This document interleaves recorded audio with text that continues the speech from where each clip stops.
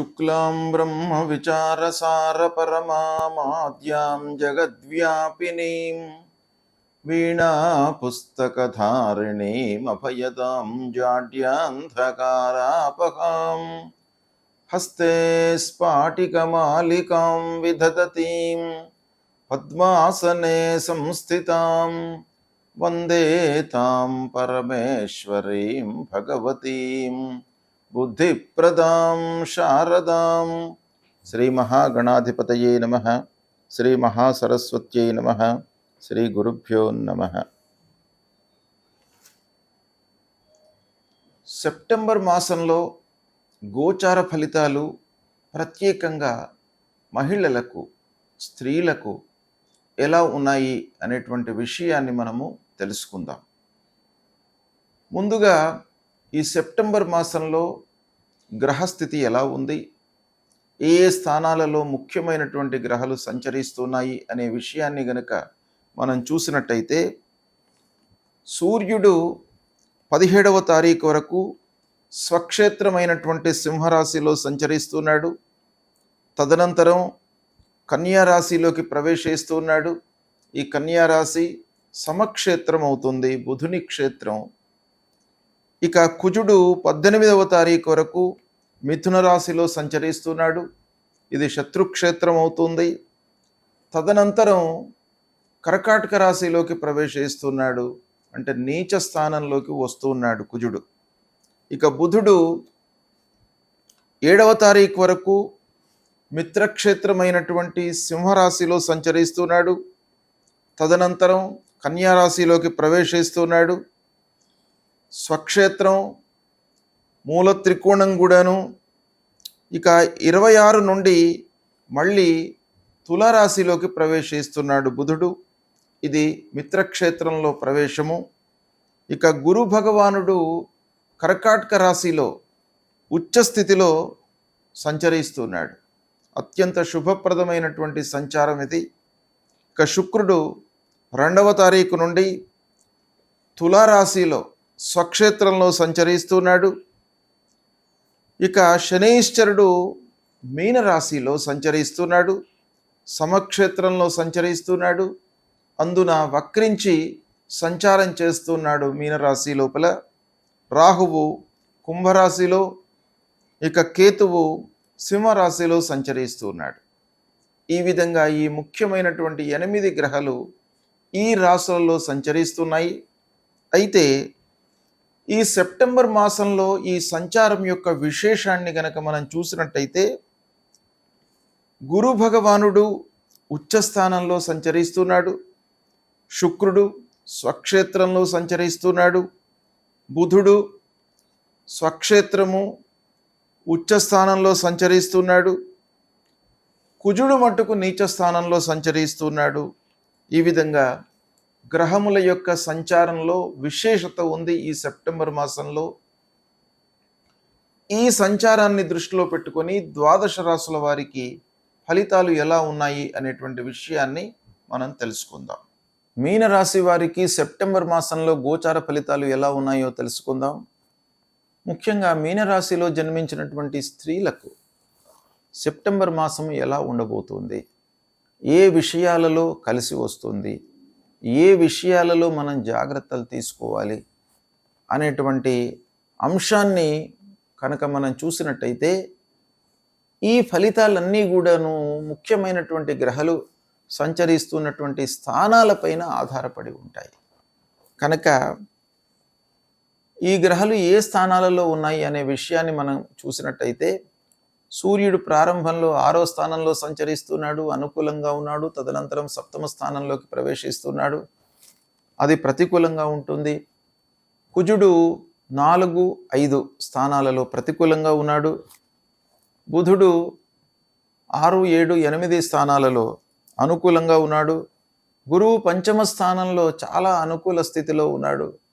మీనరాశి అధిపతి గురువు, అలాంటి గురువు 5వ స్థానంలో ఉన్నాడు, ఉచ్చస్థితుడై సంచారం చేస్తూ ఉన్నాడు. అంటే రాస్యాధిపతి, దశమాధిపతి, 5వ స్థానము, ఉచ్చస్థితి, ఇది ఈ గురువుకు చాలా అనుకూలమైనటువంటి కాంబినేషన్. గురువు మీకు చాలా మంచి ఫలితాలను ఇవ్వబోతున్నాడు మీనరాశి వారికి. శుక్రుడు అష్టమ స్థానంలో అనుకూలంగా ఉన్నాడు. శని మట్టుకు జన్మరాశిలో సంచారం చేస్తూ ఉన్నాడు. ఇది కొంత ప్రతికూలమైనటువంటి అంశం. రాహు ద్వాదశ స్థానంలో ప్రతికూలంగా ఉన్నాడు. కేతువు షష్టమ స్థానంలో అనుకూలంగా ఉన్నాడు. ఈ విధంగా ముఖ్యమైనటువంటి గ్రహాలు ఈ స్థానాల్లో సంచరిస్తున్నాయి. ఈ సంచారము, ఈ స్థానాలను కనుక చూసినట్టయితే ఇండివిజువల్గా గ్రహాలు ఎలాంటి ఫలితాలు ఇవ్వబోతున్నాయి అనే విషయాన్ని ప్రప్రథమంగా మనం చూసినట్టయితే, రాస్యాధిపతి అయినటువంటి గురువు పంచమ స్థానంలో ఉచ్చస్థితుడై ఉండడం మూలకంగా చాలా అనుకూలమైనటువంటి ఫలితాలు గోచరిస్తున్నాయి. పిల్లల విషయంలో చాలా మంచి జరుగుతుంది. మీరు సమయస్ఫూర్తితో వారికి కావలసినటువంటి అన్ని విషయాలపై మనస్సు నిలుపుతారు. అనుభవజ్ఞుల యొక్క సూచనలను, సలహాలను తీసుకుంటారు. వాళ్ళను ఒక మంచి స్థాయిలో నిలపడానికి చేయవలసినటువంటి కర్తవ్యము, ఎఫర్ట్స్ అన్నీ కూడాను మీరు పెడతారు. వాళ్ళను ఒక మంచి స్థితికి తీసుకువస్తారు.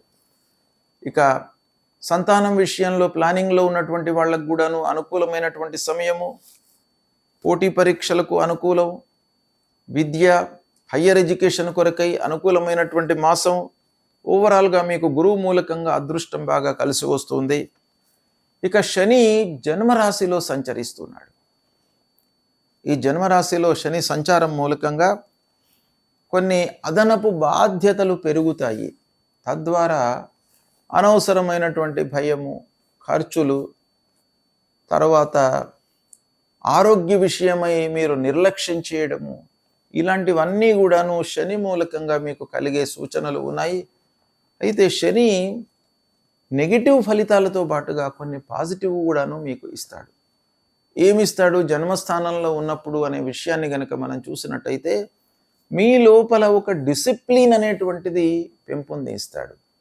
అంటే క్రమశిక్షణతో, అంటే ప్రణాళికతో మీరు పనులు చేయడానికై ఆ శని మిమ్మల్ని ఒక ఉత్సాహపరుస్తాడు.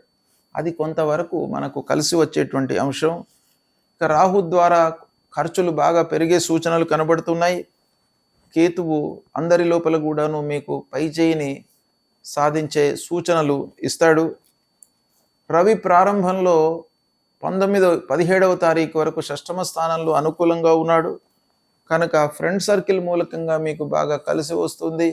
అందరి లోపల కూడాను మీరు ఒక మంచి స్థితిలోకి వచ్చే సూచనలు ఉన్నాయి. తదనంతరం సప్తమ స్థానం కనుక కొన్ని జాగ్రత్తలు తీసుకోవాలి. పార్ట్నర్షిప్లో చేస్తున్నటువంటి వాళ్ళు కానివ్వండి, భర్తతో కానివ్వండి, కొంత అన్యోన్యతతో, ఆప్యాయతతో ఉండడం చాలా అవసరము. బుధుడి మూలకంగా మీకు బాగా కలిసి వస్తుంది. వ్యాపారస్తులకు, విద్యార్థులకు, ఉద్యోగస్తులకు అన్ని రకాలుగా మీకు అనుకూలంగా ఉంటుంది. శుక్రుడి మూలకంగా అష్టమ స్థానంలో శుక్రుడు గోచార రీత్యా అనుకూలం. అష్టమ స్థానం యొక్క ఫలితం ఏంటంటే ఆకస్మికంగా పనులు జరగడం. అయితే ఆకస్మికంగా మీకు కొంత ధన లాభం కలిగేటువంటి సూచనలు ఉంటాయి. కాబట్టి శుక్రుడి యొక్క ప్రభావం అనుకూలంగా ఉంది. కుజుడి మూలకంగా కొంత ఆవేశం తగ్గించుకున్నట్టయితే మీకు సత్ఫలితాలు కలుగుతాయి. ఈ విధంగా ఈ గ్రహాలను సమిష్టిగా మనం ఫలితాలను చూసినట్టయితే ఉద్యోగంలో క్రమంగా మీకు ఒక అభివృద్ధి కనబడుతుంది. మంచి స్థితికి వెళ్తారు, ప్రమోషన్ లభిస్తుంది. శాలరీ లోపల కూడాను పెంపుదల సూచనలు బాగా కనబడుతున్నాయి.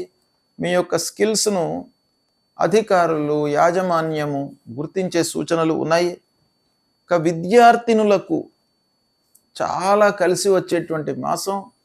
మీరు కొంత ఎఫర్ట్స్ పెట్టండి, మంచి స్థాయిలో నిలుస్తారు. మంచి ర్యాంకుతో మీరు ముందుకు వెళతారు.